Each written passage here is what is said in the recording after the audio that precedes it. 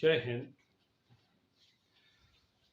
जय समाजवाद, जय संविधान, जय जवान, जय किसान। जनता खबर में आप सभी का हार्दिक स्वागत, वंदन, अभिनंदन है। कुछ समाचार बिहार से, कुछ समाचार उत्तर प्रदेश से। बिहार में जो चर्चा बन बा, अरुण कुमार जी। अरुण कुमार माने पूर्व सांसद जहानाबाद। उन्होंने एक बड़ा आरोप लगाया, बिहार के मुख्यमंत्री माननीय नीतीश कुमार जी की बुद्धि नहीं सही है, याददाश्त नहीं सही है। जनता दरबार में कहते हैं गृह मंत्री को बुलाओ, और गृह मंत्री खुदे बनल बा। माने गृह मंत्री बिहार माननीय नीतीश कुमार जी है। गृह मंत्री का विभाग माननीय नीतीश कुमार जी, मुख्यमंत्री बिहार के पास में है। कोई जनता अदालत चल रही थी, जन समस्याओं का निराकरण चल रहा था, जन सुनवाई चल रही थी। उसमें माननीय मुख्यमंत्री नीतीश कुमार जी ने कहा, गृह मंत्री को फोन लगाइए, गृह मंत्री को बुलाइए। इस बात को लेकर अरुण कुमार जी ने कहा कि उनकी याददाश्त का क्षरण हो रहा है। यही नहीं रुके, माननीय सांसद, पूर्व सांसद अरुण कुमार जी, उन्होंने कहा उनकी याददाश्त को क्षरण कराने में दवाई दी जा रही है। कौन दे रहा दवाई? जनता दल यूनाइटेड के राष्ट्रीय अध्यक्ष, मुंगेर से सांसद राजीव रंजन सिंह उर्फ ललन सिंह दवाई दे रहे हैं। ऐसा माननीय पूर्व सांसद जहानाबाद अरुण कुमार सिंह जी ने कहा, जो इस समय लोक शक्ति पार्टी में है, चिराग पासवान जी की पार्टी में है। अब ललन सिंह का मौका आया जवाब देने का, तो ललन सिंह पहुंचे मिर्जापुर मां विंध्यवासिनी के दर्शन करने के लिए। विंध्य के दरबार में जब पहुंचे तो दर्शन पूजन के बाद पत्रकार वार्ता हुई। पत्रकारों से बातचीत करते हुए कहा, उत्तर प्रदेश में हम समाजवादी पार्टी के साथ मिलकर के चुनाव लड़ेंगे। पत्रकारों ने पूछा, कितनी सीट लड़ोगे? 1, 2, 3, 4, 5। उन्होंने कहा मिलकर के चुनाव लड़ेंगे। पत्रकारों ने कहा, बड़ी चर्चा बा, नीतीश कुमार लड़ल बा यूपी से, बोलो का कहल बा? कोई जवाब नहीं दिया उन्होंने। पत्रकारों ने कहा, तो क्या मान लिया जाए नीतीश कुमार नहीं चुनाव लड़ेंगे? उन्होंने कहा, अब ये अफवाह फैलाना, चर्चा कराना ये आपका काम है। हम समाजवादी पार्टी के साथ मिलकर के चुनाव लड़ेंगे। जनता दल यूनाइटेड समाजवादी पार्टी के साथ मिलकर उत्तर प्रदेश में चुनाव लड़ेगा। नीतीश कुमार जी दौड़ा करेंगे, अखिलेश यादव जी के साथ में प्रचार करेंगे। काय के लिए? एनडीए को रोकने के लिए, भाजपा को 2024 में रोकने के लिए यह विषय। फिर पत्रकारों ने पूछा, आपके ऊपर तो आरोप लगाया पूर्व सांसद अरुण कुमार ने कि मिलावट करतानी, दवाई खिलावतानी। किसको? मानी नीतीश कुमार जी को। उन्होंने कहा, ना ना, अरुण कुमार आपके लिए महत्वपूर्ण होंगे, ललन सिंह के लिए नहीं। उन्होंने कहा, टुटपुंजिया, ऐसे टुटपुंजिया लोगों का जवाब हम नहीं देते हैं। अब टुटपुंजिया शब्द में चलते हैं झारखंड। पिछला चुनाव चल रहा था 2019 का, सुबोध कांत सहाय जी भी चुनाव लड़ रहे थे। तो सुबोध कांत सहाय ने अपने किसी नेता को, विपक्षी नेता ने कुछ कहा, सुबोध कांत सहाय ने उस नेता को कह दिया, टुटपुंजिया नेताओं का हम जवाब नहीं देते। अब वो झारखंड के कद्दावर नेता रहे, जयप्रकाश आंदोलन के बड़े नेता रहे, विधायक रहे, सांसद रहे, मंत्री रहे, जनता दल में भी मंत्री रहे, कांग्रेस में भी मंत्री रहे, उन्होंने भी टुटपुंजिया शब्द का प्रयोग किया और चुनाव हार गए थे। हालांकि 14 में भी हारे और 19 में भी हारे। अब देखना है मुंगेर के सांसद ललन सिंह पर भी क्या कुछ है इस टुटपुंजिया शब्द का भी प्रभाव पड़ जाता है, कैसा होता है उनका चुनाव।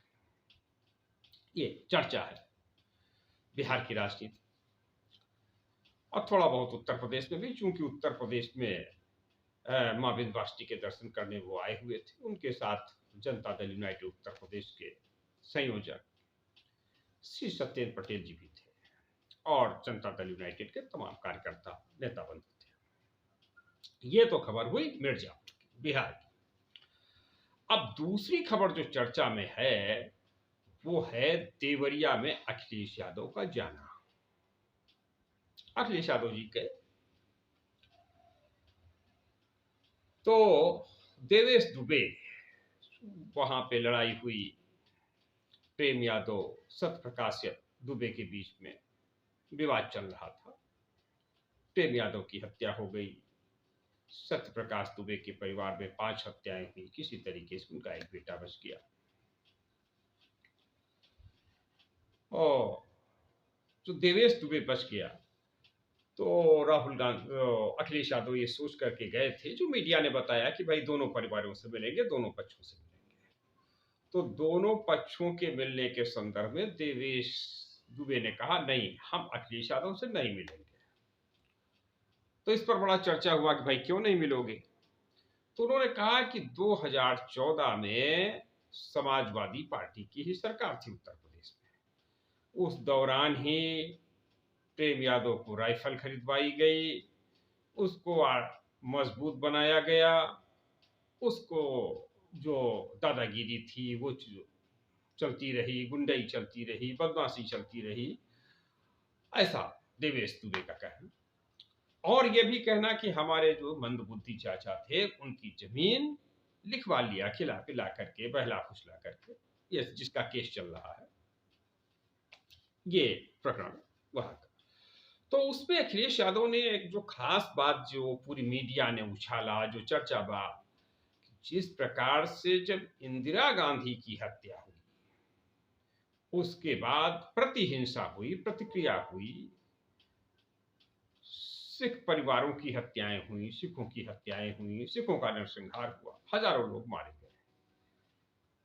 पत्रकारों ने सवाल पूछा, राजीव गांधी ने कहा ये जब बड़ा पेड़ गिरता है तब धरती हिलल बा, जब बड़का पेड़ गिरल बा तब धरती हिलल बा। राजीव गांधी का अपनी भाषा में कहना था, अपने हिसाब से कहना था कि जब कोई बड़ा पेड़ गिरता है तो धरती स्वाभाविक रूप से हिलती है। माने इंदिरा गांधी का संहार हुआ है, इंदिरा गांधी की हत्या हुई है, तो उसके बदले में प्रतिहिंसा होना स्वाभाविक है, ऐसा राजीव गांधी का कहना था। उसकी बड़ी आलोचना हुई, विपक्ष ने आलोचना किया। अब तक है कि राजीव गांधी ने क्या बोल दिया। कुछ विद्वानों का कहना है कि बड़े नेताओं जिनका जनाधार व्यापक है, जिनकी फॉलोइंग व्यापक है, जिनके बारे में लोग जिनको अपना मुख्यमंत्री प्रधानमंत्री के रूप में स्वीकार कर रहे हैं, उनको बड़ा संयम बरतना चाहिए। तो अखिलेश यादव के इस बयान पर चर्चा ये चल रही है कि प्रेम यादव की हत्या होती है, तो प्रेम यादव की हत्या अगर नहीं होती तो 5 सत्यप्रकाश दुबे सहित 5 लोगों की हत्या नहीं होती। माने हत्या का कारण जो है पहला वो रहा, प्रेम यादव की हत्या हो गई, तो प्रति हत्या जो हुई वो सत्यप्रकाश दुबे की हो गई। तो सवाल है कि कानून व्यवस्था कहां चली गई, न्याय प्रक्रिया कहां चली गई। क्या हिंसा की प्रतिहिंसा ही जो है समाधान है? एक विषय चर्चा हो रही है। दूसरी विषय पर यह चर्चा छिड़ गई कि अब अगर कहीं प्रेम यादव के परिवार में हिंसा हो गई तो फिर क्या अखिलेश यादव कहेंगे कि प्रेम यादव के परिवार में जो हिंसा हुई है, जो लोग मारे गए हैं, उसका जिम्मेदार सत्य प्रकाश दुबे का परिवार है। अगर सत्य प्रकाश दुबे की हिंसा न होती, सत्य प्रकाश दुबे के परिवार के लोग न मारे जाते, तो प्रेम यादव के परिवार के लोग न मारे जाते। ऐसी चर्चाएं चल रही हैं। सवाल यहां पर यह भी उठ रहा है जाति को लेकर के कि हत्याएं ब्राह्मण वर्सेस यादव ही क्यों होती बड़े पैमाने पे। अभी ये 5 हत्याएं देवरिया में हुई, इसके पहले 5 हत्याएं लगभग 5 साल पहले रायबरेली में हुई। यादव बनाम ब्राह्मण संघर्ष हुआ, 5 ब्राह्मणों की हत्या हो गई। ये जो हत्याओं का दौर चल रहा है, एक और चर्चा चल पड़ी कि जैसे ही देवरिया की घटना हुई, उसके दूसरे दिन ही कानपुर में एक ब्राह्मण परिवार ने 2 विश्वकर्माओं की हत्या कर दिया। अब 2 विश्वकर्मा परिवार की हत्या हो गया, लेकिन विश्वकर्मा परिवार की ओर से कोई रिएक्शन नहीं हुआ इस प्रकार से कि जिस प्रकार से यादव परिवार की ओर से रिएक्शन हो गया और 5 ब्राह्मण की हत्या हो गई। कुछ लोग चर्चा ये बात भी कर रहे हैं कि ये जो हौसला है, ये ऊर्जा है, ये स्फूर्ति है, ये ताकत है, ये हिम्मत है, ये कैसे लोगों को मिल जाती है। जो जाति का विश्लेषण करते हैं वो कह रहे हैं कि जाति में, यादव जाति को कैसे हिम्मत मिल जाती है कि रायबरेली में अभी 5 ब्राह्मणों को मार दिया। इन पे आरोप लगा, किसने मारा, क्या मारा, कैसे मारा, ये तो न्यायालय देखेगा। आरोप जो लगे रायबरेली के 5 यादव पर लगे, 5 ब्राह्मणों की हत्या पर का यादव पर लगा और कई पूर्व ब्लॉक प्रमुख वगैरह भी उसके आरोपी बने। उसी प्रकार से देवरिया में तो यादव के बदले कहा गया कि भाई प्रेम यादव की हत्या हुई तो सत्यप्रकाश दुबे के परिवार के 5 लोगों को मार दिया गया। लेकिन उन मारने वालों में भी एक ब्राह्मण ही है, कई ब्राह्मण उसमें है। लेकिन जो जन सामान्य में जो खबरें तैर चले, यादव बनाम ब्राह्मण। कुछ लोगों का कहना यादव बनाम आल, यादव बनाम गैर यादव की लड़ाई है। तो इस प्रकार, लेकिन यह सवाल उठाना कि यह हिम्मत और ताकत या हौसला जो यादव को मिल गया इस अमृत काल में, 75 साल के अमृत काल में, वो हौसला अतिपिछड़ों को क्यों नहीं मिला, वो हौसला दलितों को क्यों नहीं मिला, माने अनुसूचित जात जनजात को वो हौसला क्यों नहीं मिला कि 5 के वो भी 5 की हत्या कर दे अपने अन्याय अत्याचार के प्रतिकार में, अपने घर परिवार की हत्या के प्रतिकार में पिछड़े लोग हत्या कर दे, अनुसूचित जात के लोग हत्या कर दे, उनको ये हिम्मत हौसला क्यों नहीं मिल पाया। इस बात पर भी चर्चाएं हैं। चर्चा इस बात की भी है कि कानून व्यवस्था क्या काम कर रही थी,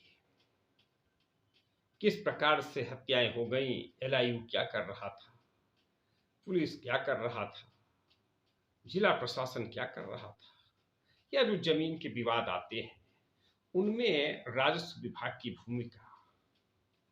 न्यूज हाट के पत्रकार कन्हैया भिलारी कहते हैं कि मैं तो केरल में भी रहा, 22 साल रहा पत्रकारिता के लिए, वहां घूस चलल बा, कहां नहीं के घूस चलल बा, कहां नहीं घूस चलती है, रिश्वत चलती है, सब कहीं चलल बा। रिश्वत चल रही, घूस चल रही है, सब कहीं चल रही है, तो फिर काम कैसे सही होगा। ये एक बड़ी चुनौती है शासन सत्ता के लिए, प्रशासन के लिए अगर काम करना चाहे, और जो समाज के बंधु बांधव है उनके लिए भी बड़ी चुनौती है कि आखिर ये क्या स्थिति परिस्थिति हो जाती है कि समस्याएं सुलझने के बजाय बढ़ती ही जाती है। जमीनों के असंख्य विवाद,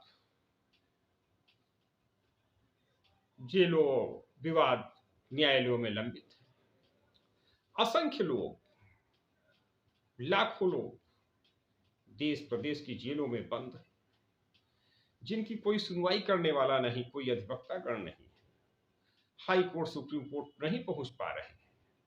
यह सब चर्चा काफी हाउस में चल बा। योगेंद्र नारायण उपाध्याय, सुभाष लाल श्रीवास्तव पूर्व विधायक, कुबेर भंडारी पूर्व विधायक, इन सब लोगों ने इस प्रकार की चर्चा किया। आप सब देखते रहिए जनता खबर। बहुत बहुत धन्यवाद। खूब लाइक कमेंट शेयर कीजिए। धन्यवाद।